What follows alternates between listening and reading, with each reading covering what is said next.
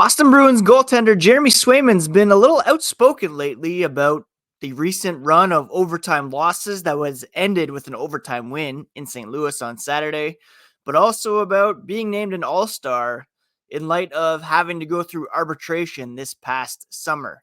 We're going to talk about all that and more on today's episode of Locked On Boston Bruins. You're Locked On Bruins, your daily podcast on the Boston Bruins. Part of the Locked On Podcast Network, your team every day.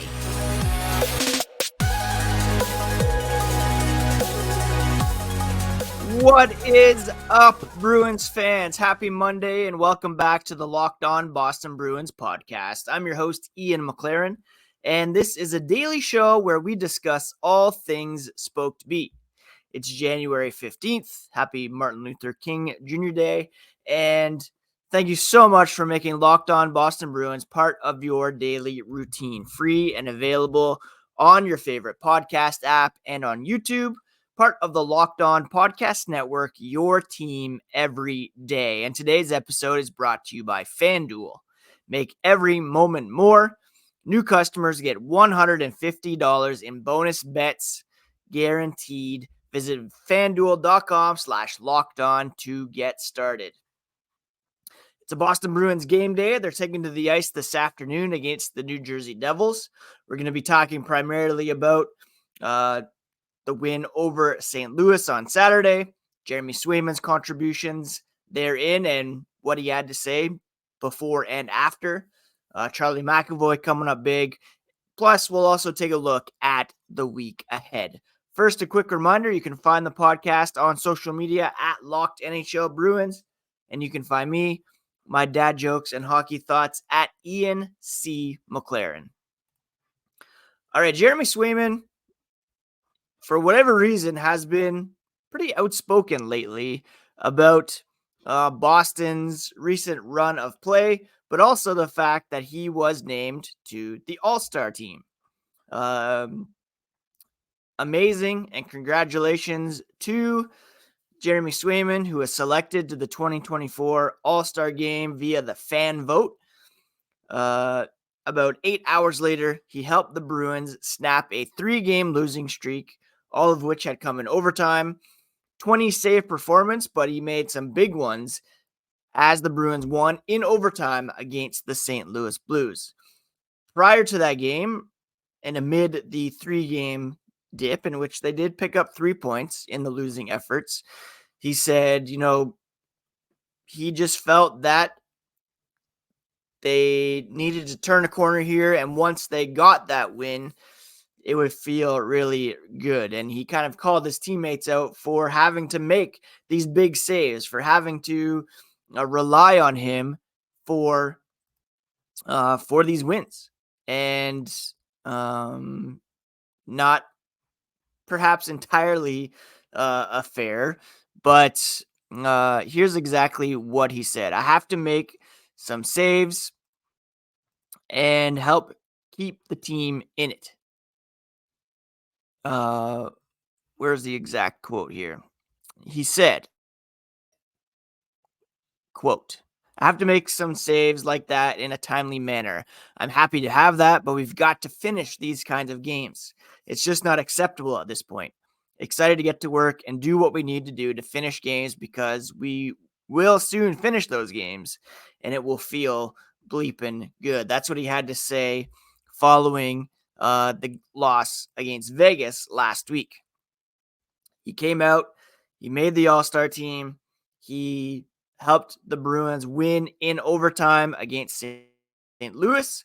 And after that game, he was asked about being selected. And again, kind of a fiery quote here. He said, it's really special. First and foremost, quote, it couldn't have happened without the team in front of me. Huge kudos to them for allowing that to happen. But after dealing with what I did this summer with arbitration and hearing things that a player should never hear, it feels pretty special to be in this situation.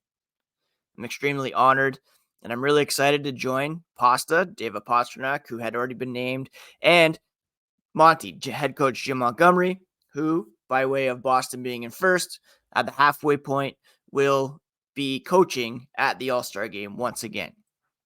Now, if you recall, Jeremy Swayman did indeed go to arbitration last summer, and he was awarded a 1-year deal. And the whole thing with arbitration is that the team will present its case as to why their contract should be on the lower end, and the player will argue why they deserve to get paid. And eventually, it came down to Swayman getting a contract for $3.475 million for this season. But you know that from a team perspective, there's a lot of, this is where your game is off. This is where things need to improve, perhaps both on and off the ice, really pointing out the holes and flaws in your game. And it can feel like a personal attack, really.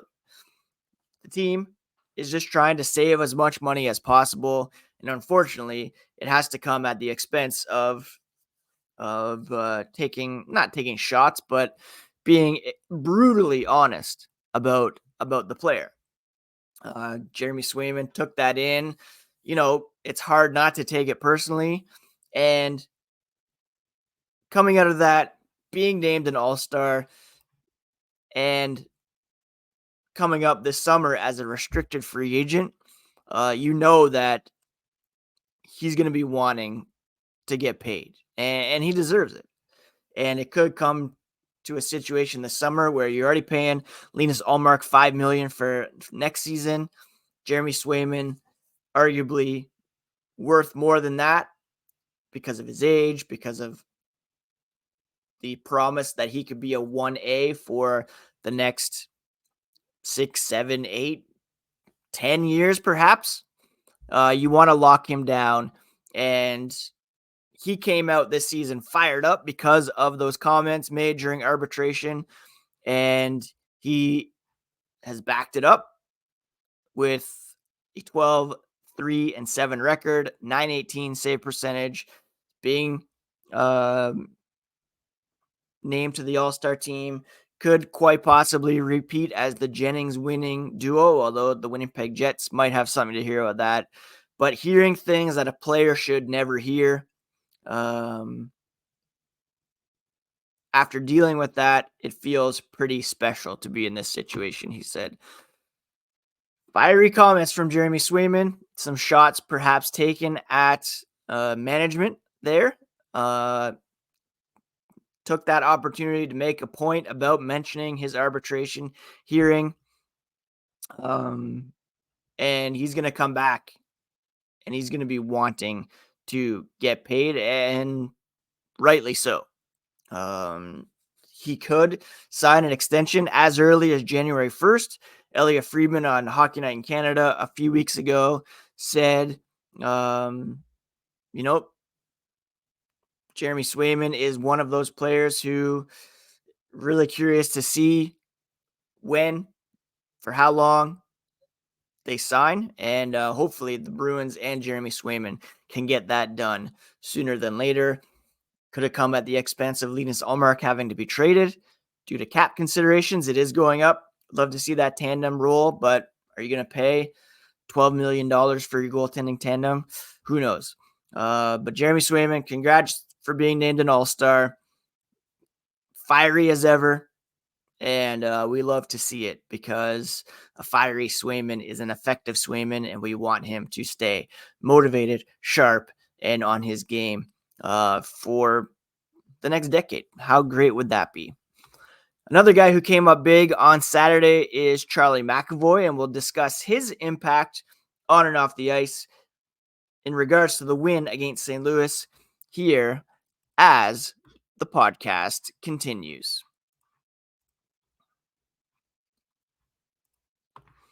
The NFL playoffs are in full swing, and there's no better time to get in on the action with FanDuel, America's #1 sportsbook. Right now, new customers get $150 in bonus bets guaranteed when you place a $5 bet.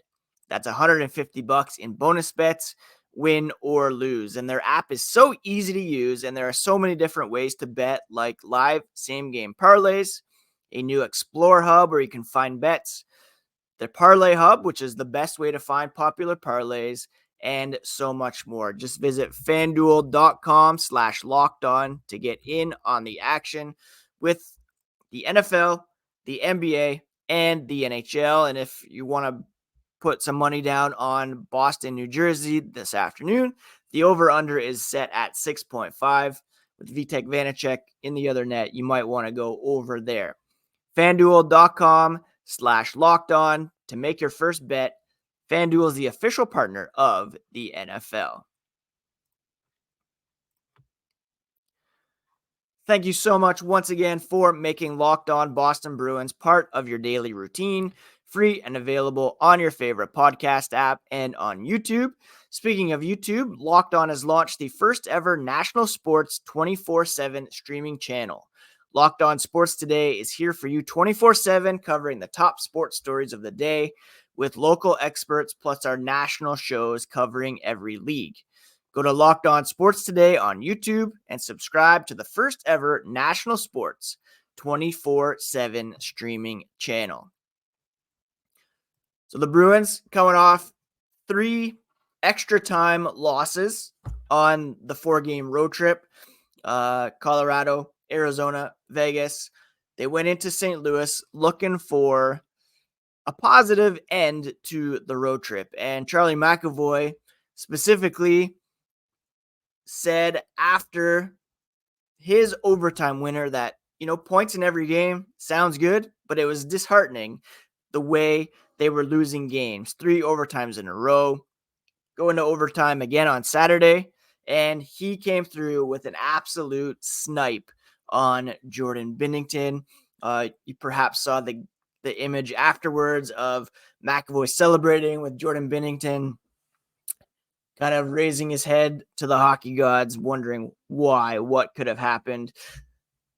Beautiful photo. Hang it in the Louvre right this second. Now, the funny thing was St. Louis fans were crying out over an apparent trip at the other end where the Bruins came back and scored. Kind of ironic there that they were crying about a trip that led to a goal the other way, because that's exactly what happened in 2019. McAvoy was a difference maker that night. Skated almost 28 minutes of ice time, 2 goals. And while he is not going to the All-Star game, it was a case of him showing how important he is to this team. Jeremy Swayman said he's the top D for a reason. Swayman feels very comfortable when McAvoy's on the ice. He's a guy who cares so deeply about this team, about the organization, winning games. What an incredible thing to watch him take initiative, be a leader, and not take no for an answer. And you can see that he was getting active in the play, jumping up, pressing, and he got those 2 goals, which were amazing to see. And for my money, Charlie McAvoy is the next captain of the Boston Bruins. Once Brad Marchand is done for the season, or sorry, not done for the season, but hangs it up, McAvoy should be the guy who wears the C, in my opinion. Speaking of Marchand, he reached the 900-point mark, which was very impressive. Charlie McAvoy passed Ray Bourque for most overtime goals by a Bruins defenseman, which is incredibly impressive as well. And our boy David Pastrnak rose to top 10 in all-time scoring for the Boston Bruins, and he's got a real shot at least cracking the top 3 and passing Patrice Bergeron, getting up there with Johnny Busick and Ray Bourque for top spot in all-time scoring. The Bruins deserve to win this one. They had 35 shots compared to 23 for the Blues. And again, full credit to Charlie McAvoy for scoring those 2 goals, including the game winner. The Bruins had been up in the 3rd period before Oscar Sundqvist tied it. You remember him as the guy who knocked Matt Grzelcyk out of the 2019 Stanley Cup final for about 4 games. He was only suspended for 1, so it hurt to see him score there. But McAvoy coming up big with the game winner, and just wanted to take a moment to appreciate how good Charlie McAvoy is and how lucky the Bruins are to have him anchoring the blue line. He's now up to 28 points through only 34 games. He's missed several, but he is only 4 back in terms of goal scoring on his career high. We'd love to see him get even more active in the play. I'd love to see him jumping up more, using that wicked shot. He should be a double-digit goal scoring threat year in and year out, at least 50, perhaps even 60 points. And it might take that for him to jump into the Norris Trophy conversation, because we know how much voters like high point totals. But full credit to Swayman, McAvoy for coming up big on Saturday, for being outspoken as younger guys, and for really staking their leadership claims on this team moving forward. And up next is a game this afternoon against the New Jersey Devils. And coming up as the podcast continues, as we do every Monday, we'll take a look at the week ahead. 3 big games on tap here for the Boston Bruins.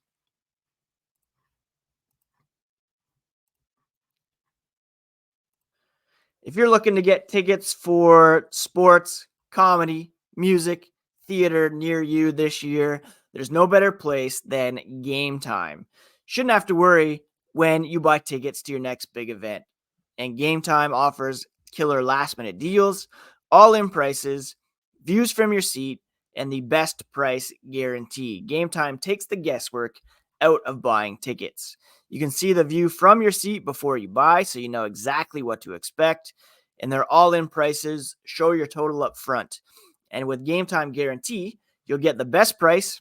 If you find tickets in the same section and row for less, Game Time will credit you 110% of the difference. Download the Game Time app, create an account, and use code LOCKEDON for $20 off your first purchase. Terms do apply, but create an account, redeem code LOCKEDON for $20 off. Last minute tickets at the lowest price, guaranteed.